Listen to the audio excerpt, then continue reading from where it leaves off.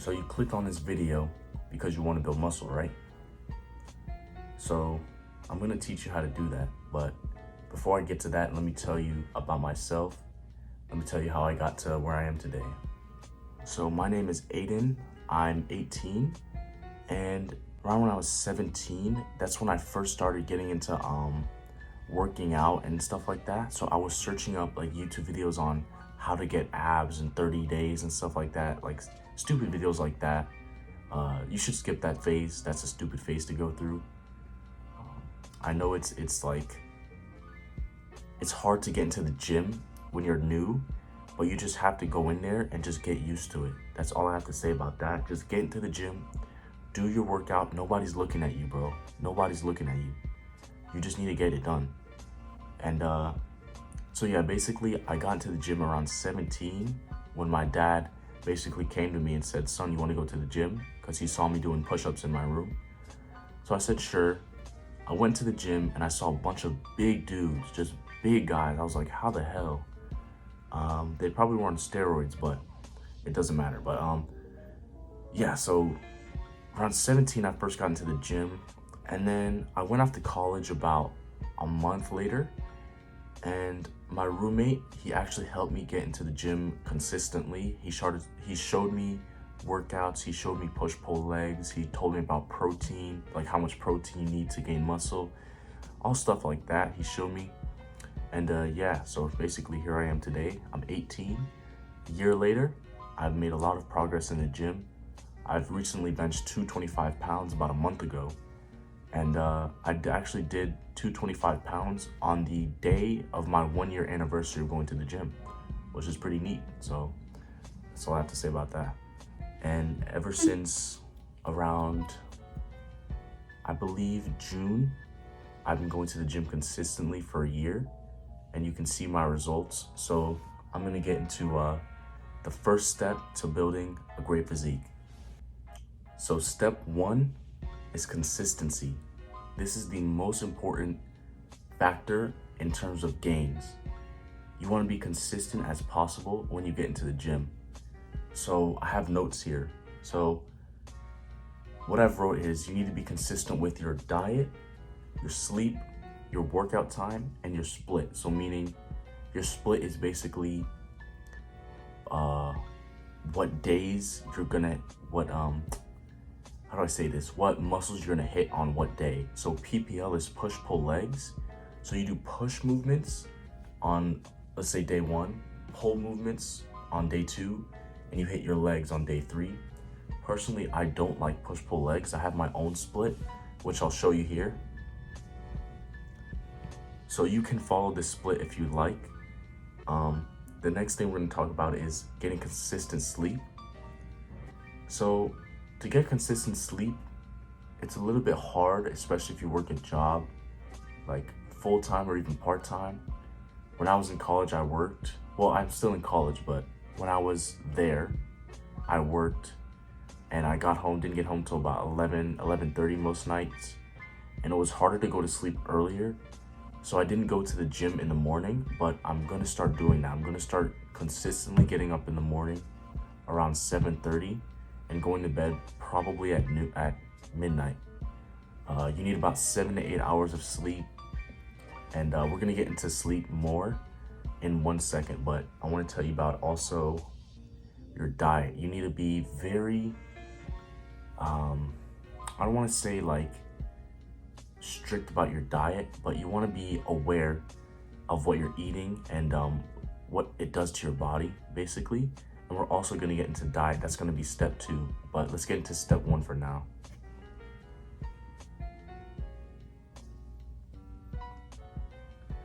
So the next thing you wanna be concerned about is your diet. That's gonna be, I believe, step 3 in my notebook. Right, so step 3 is your diet. But step 2, we're gonna get to step 2 right now, which is sleep. So sleep is just as important as being consistent with your workout times because it helps you recover.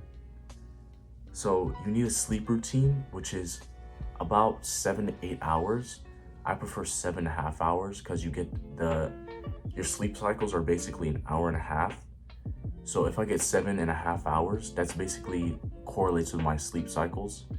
I don't know if that's scientifically accurate, but that's what I like to think. And I do wake up refreshed in the morning on that kind of sleep time. So here are some positive benefits of sleep. You get to recover faster, obviously.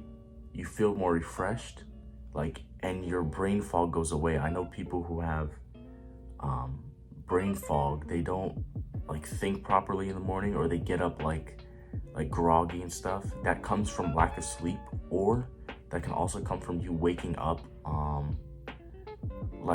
in the middle of your sleep cycle. You want to wake up around the end of your sleep cycle. So that's the number one thing I would say, is get a consistent sleep routine, firstly. And secondly, wake up at the end of your sleep cycles. If you can try and control your sleep cycles. It's hard to say, but you can actually do it. You can control your sleep cycles by getting a consistent routine. All right, so here's some tips if you want to go to sleep faster. I have tip number 1. Don't eat 2 hours before bed. This is because digestion actually takes away from your sleep. So if you're digesting foods before you go to sleep, your brain will be focused on digesting more than the sleep. So it takes away from your sleep quality. So that's tip number 1. Tip number 2 is take a hot shower before bed. This will actually raise your body temperature, and your brain needs to have, I think it needs to cool 1 or 2 degrees Celsius to initiate sleep. So if you raise your body temperature and then go to bed, you'll significantly decrease that temperature and you'll go to bed a lot faster. And this works. I've noticed when I don't take showers before bed, and I take a shower a few hours before bed, it's harder to go to sleep than if I would take a shower and then hop right into bed. So that works. And tip number 3, try to stay off your phone 30 minutes before bed. What you can do instead is read. So I like to read books when I wake up and when I go to bed, and also when I go to the gym. I'm on a routine of about 1 book a month, trying to read 1 book a month. I think I can condense that to 2 weeks once I get more consistent with my reading routine, but we'll see how that goes. And then tip number 4 is take deep breaths and relax your muscles. This is a tip for if you're having a hard time going to sleep.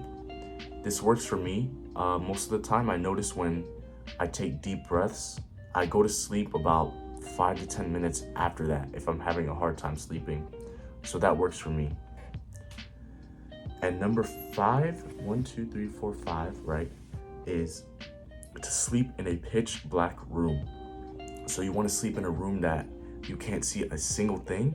This helps your brain release melatonin, I believe, and it just helps you recognize that you have to go to sleep. It's bedtime. So number 6 is to sleep in a cold room or to get a fan. I have a fan in my room, and that also can, just like taking a shower, that can decrease your body temperature when you go to bed. So that just adds on to the shower part, basically.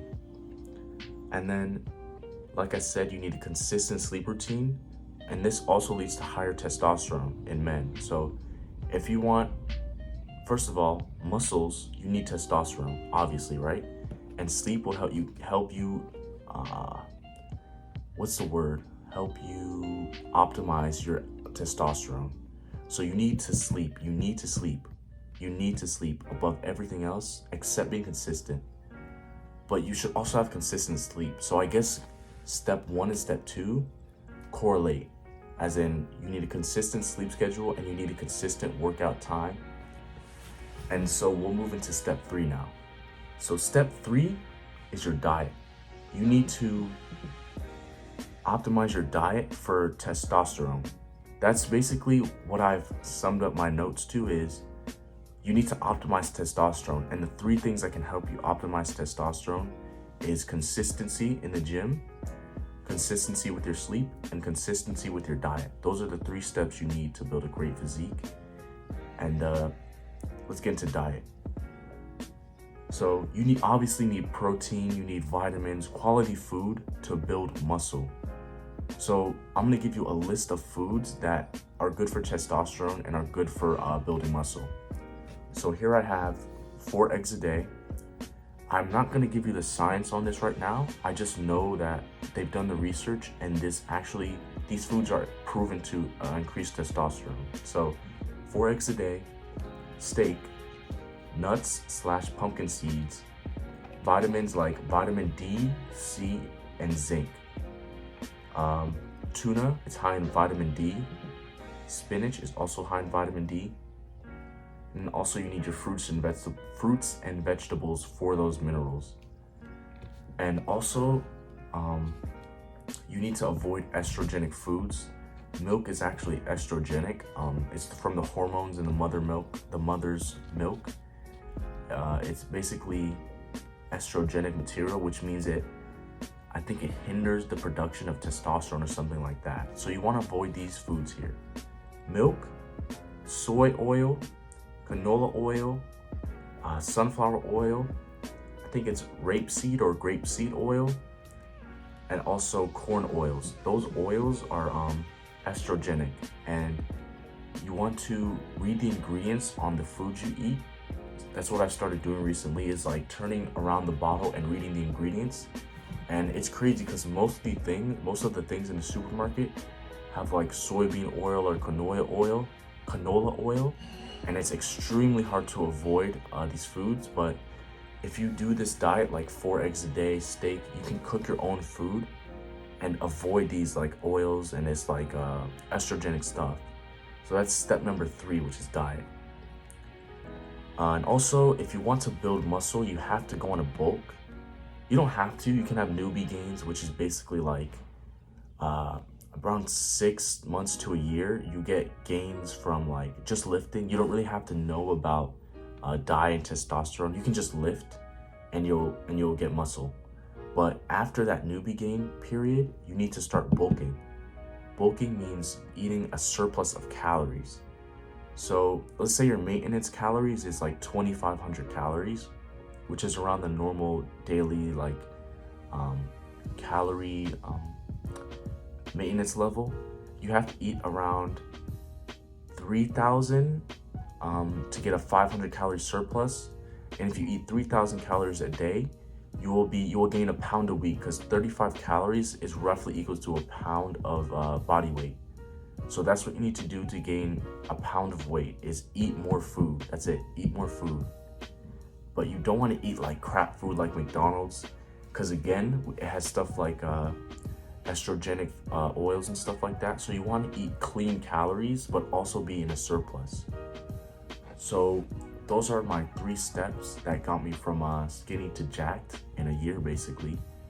And I wanted to share that with YouTube. And if you're watching this video, thank you for watching to the end. That's all I have to say. Like and subscribe. I'll see you soon. Thank you.